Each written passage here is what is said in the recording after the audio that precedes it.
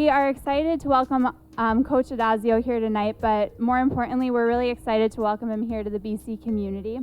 As you know, Coach Addazio is our new head football coach, and I know I speak for everyone here that we're really looking forward to this coming fall season.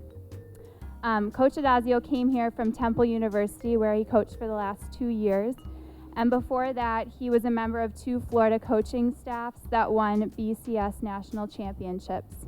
And on a little side note, he also worked with a Heisman Trophy winner, Tim Tebow. And Coach Addazio is married and has 3 children, Nicole, Jessica, and Louie is a student here at BC. So without further ado, thank you so much for coming tonight, and welcome, Coach Addazio. I appreciate having a chance to be here. You know, it's funny, you mentioned I had a chance to coach Tim Tebow and spend a lot of time with him, and he was quite an interesting guy. Just a guy who had a tremendously strong faith and unique. Everything he says he stands for, he does, and was a guy that was intensely competitive. And on the playing field, you just marveled by how tough he was, but yet on a personal side, probably one of the kindest, sweetest human beings you could really ever be around. So I didn't think about coming in here and really mentioning Tim, but probably fairly appropriate. And he would really love to be here. If he was here, he would come in and enjoy, being here with you. So a wonderful guy, and that's the uniqueness about coaching. You get a chance to be around so many different people, and it kind of enriches your life a little bit. And that's what I love about it. For me, I'm a teacher.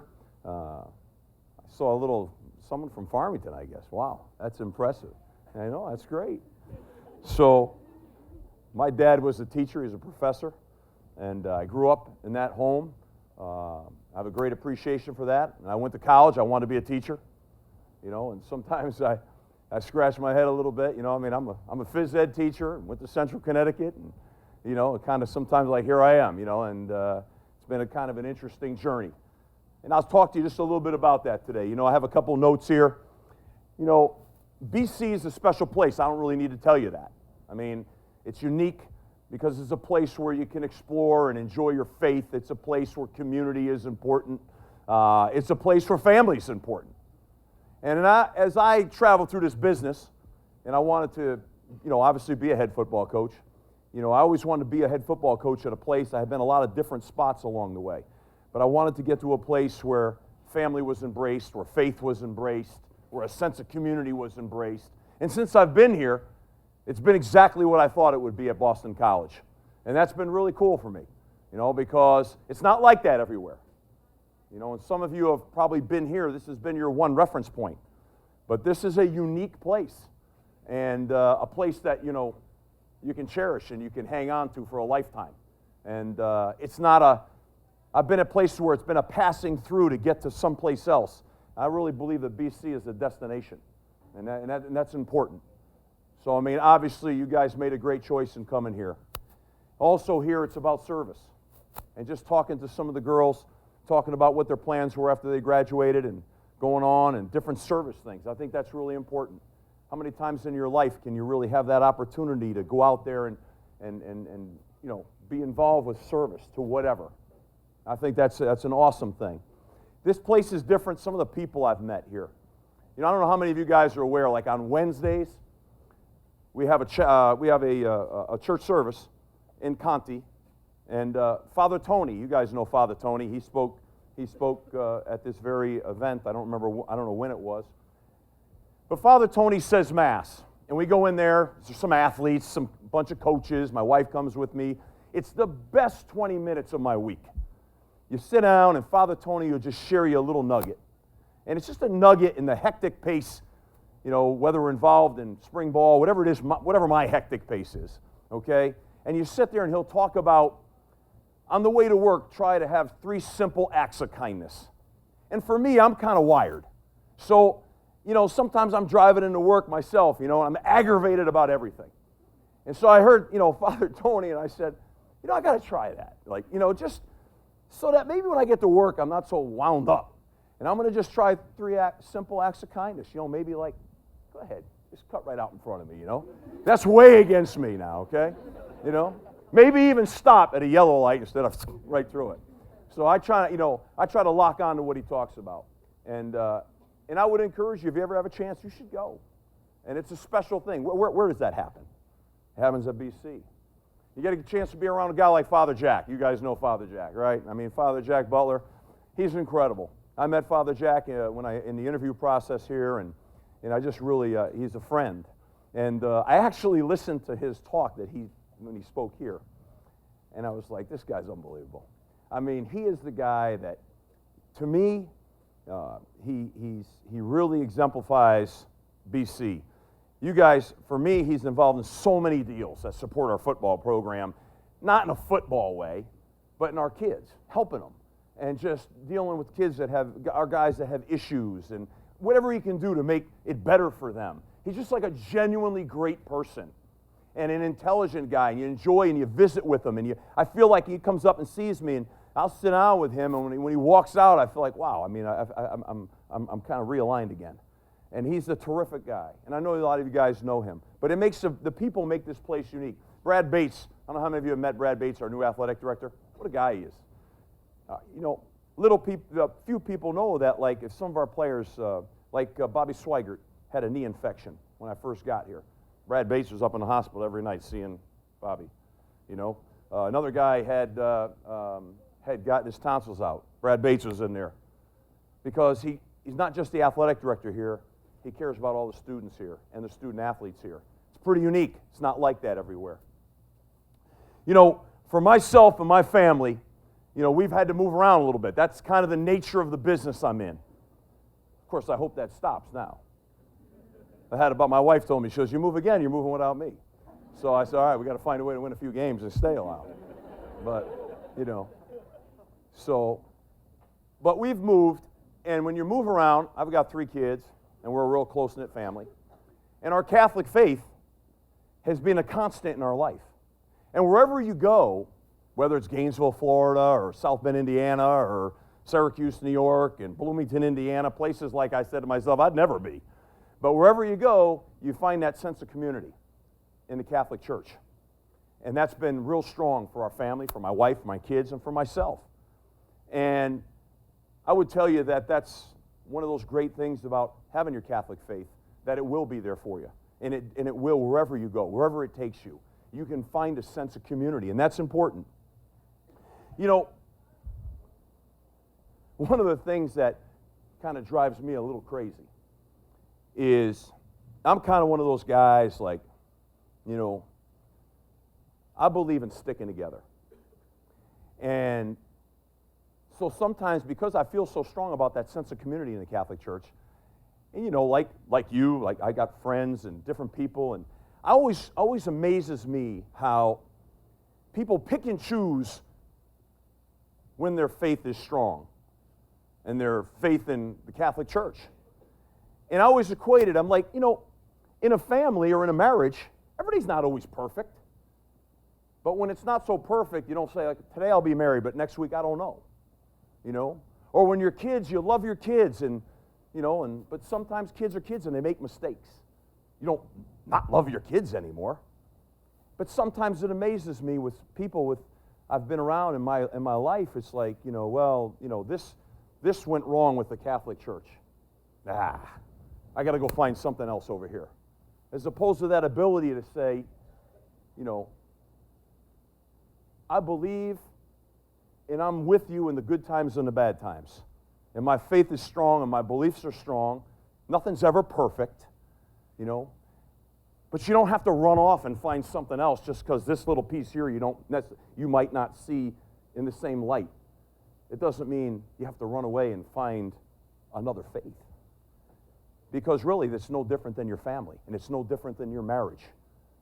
It's no different than a lot of things. You got to have the ability to stick with it and to be there in good times and in bad. And I'm not here to preach to you. I'm just here to tell you that sometimes I think that in our world today, in the effort that everyone wants such instant gratification and change, and that's not good anymore, I'm over here, bam.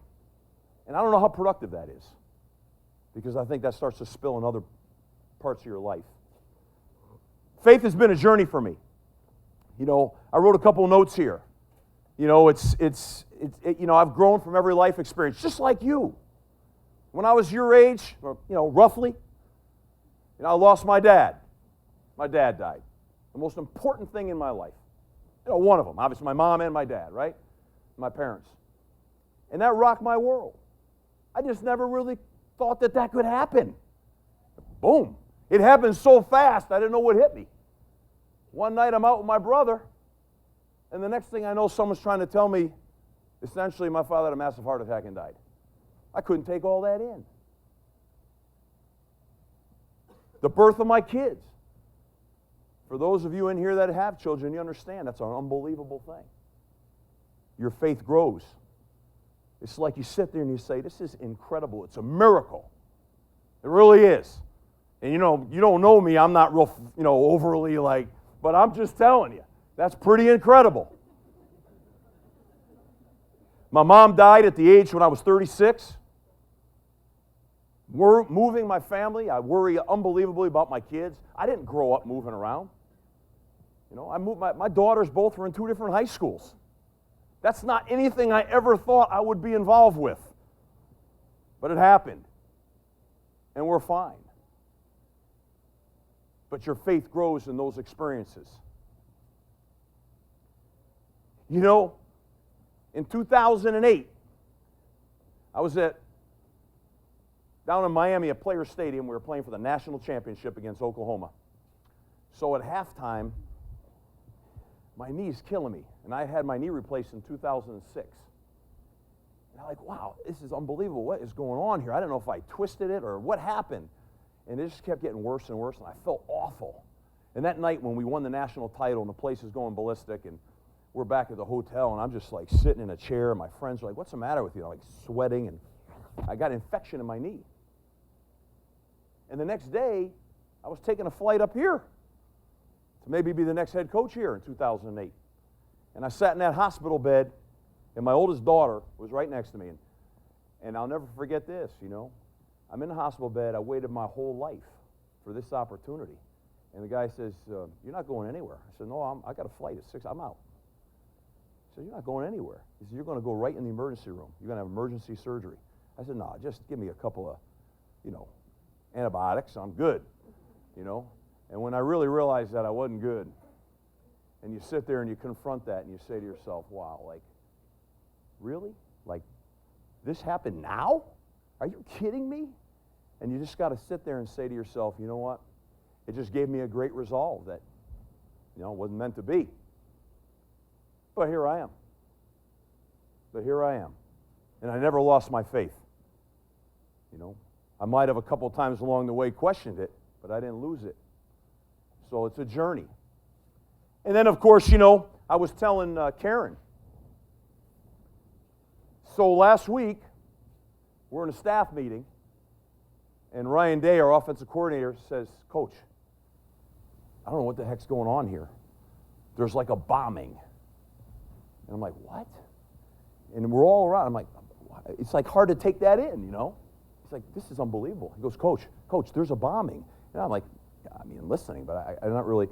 So then all of a sudden, we're frantically running around trying to call all our players to make sure no one could we account for everybody, because we practiced early in the morning, so they would all be done at 11 o'clock because it was Patriots Day, it was marathon. And so we're trying to account for everybody.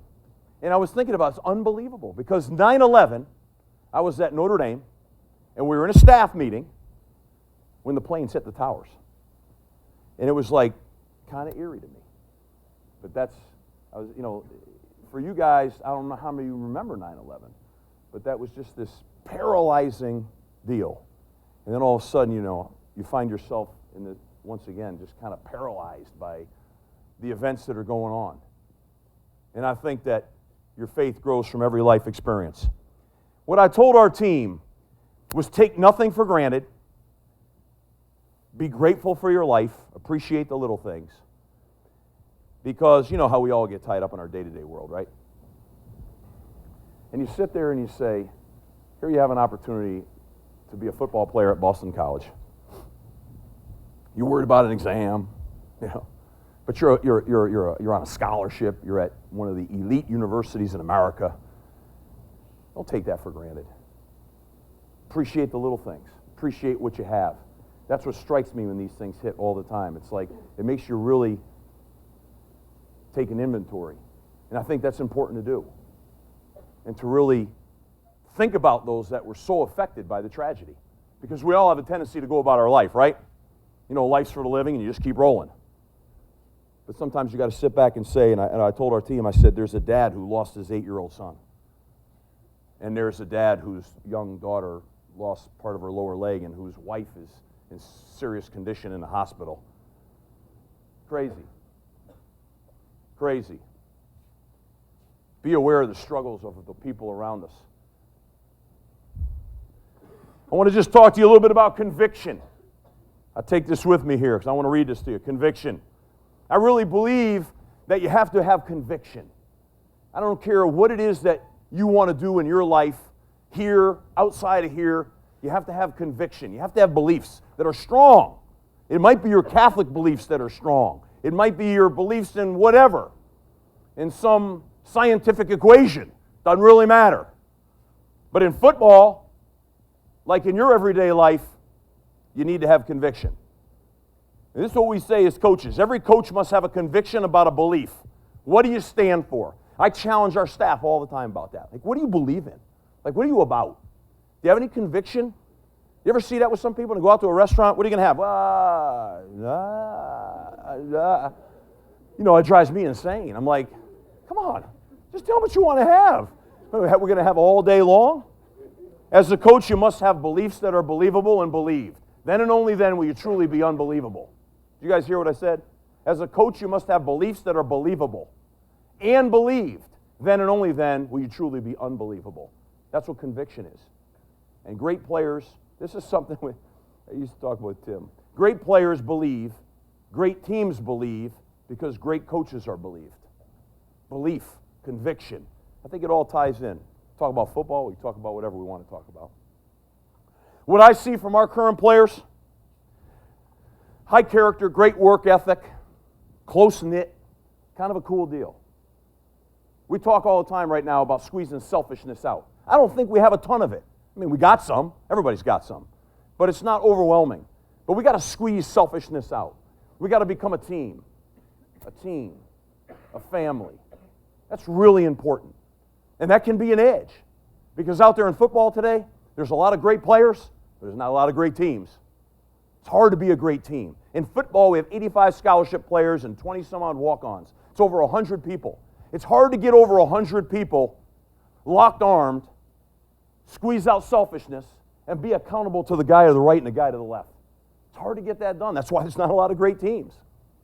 So if you have a team that's together, you can really be successful. I don't care what team you're a part of. It doesn't really matter. It doesn't really matter. We talk on our team, as iron sharpens iron, so one man sharpens another. In Proverbs. What does that mean? To me, I'll tell you what it means. We have to learn how to bring out the best in each other. You know?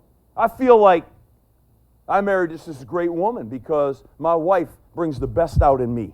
Because I'm really a work in progress. You know? But I married someone who brought the best out in me. I try to tell our team all the time, bring the best out in your teammates, not the worst. You got your friends in here, a lot of you got friends, bring the best out in your friends. That's a gift, man. Now, I'll work on that. I'm not great at that, you know, but I think that's something worth working on, trying to bring the best out in everybody. Where I see my role as the head football coach here at BC. For my players, I need to love them. I need to educate them. I need to help grow and develop them. I call it coach them hard, love them hard. We're in between the white lines, we coach them really hard, but we love our guys. We love our guys. That's really important. The administration, the alumni, the students, I think it's just really, really important that we're all aligned with the same purpose. And I think BC is kind of unique that way. You know, there's a guy that, when I was at Western Connecticut State University, I was probably, I don't know what I was, probably in my 20s, and started coaching. This guy was a high school football coach, a guy by the name of Ralph DeSantis. And Ralph DeSantis used to come in, he's an Italian guy, big old Italian guy. He'd come in with his son. His son's name, of course, would be Ralphie. Ralphie. So he'd come up all the time. He'd say, hey, Ralphie, what are we?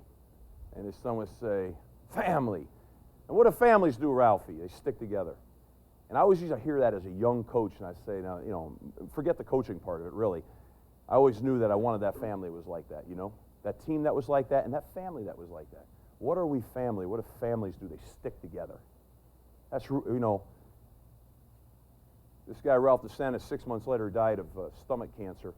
And I always, was like, wow, that great family was shattered, and I hope that his son took that with him and created his own family. Our team's a family. This is what I talk to them, okay? I talk to them, I think people are basically communal. We're all like that. What does that mean to me? This is my interpretation, And you guys are smarter than me, so you'll be like, what are you talking about? But, like, when great things happen, you want to share them with the people you love, right? When you have a great accomplishment, you want to share it with the people you love. It might be your girlfriend, it might be your wife, it might be your mother, it might be your father, your brother, your sister. That's how we're wired. And it's really cool that you can share great moments together. And as a team, we want to develop a team that can share together great moments. And that's what is so unique about being a team. And money can't buy that. Can't buy that. That's something that you pain and sacrifice together. And you become this bond. And then you share in great moments together. And that's why I think people are basically communal. I've noticed this last week. I mean, what did you see this last week? You saw, like, this great pride at the Bruins game, right? And you saw people being proud to be American, being proud to be Bostonian, Boston strong, because that's how we're wired. We all want that. That's important. And that's really, to me, the essence of what we're about. And it's so cool when you have your families and you have your teams and you experience those experiences. And that's what we talk about with our team. We want to be able to be a team. And that's what we talk about Boston College, to be BC proud and to be able to come back 5 years, 10 years, 15 years. And those experiences you had are so meaningful in your life, which they are going to be for you. Might be in your dorm, might be whatever it is, whatever groups you're associated with, your roommates. It's really special and it's really cool. When I interviewed here, I spent a lot of time with Father Leahy. Father Leahy just kind of simply told me, he said, Steve, he said, really the mission at BC is bringing young men and young women to the university to explore their faith, to renew their faith, to investigate their faith,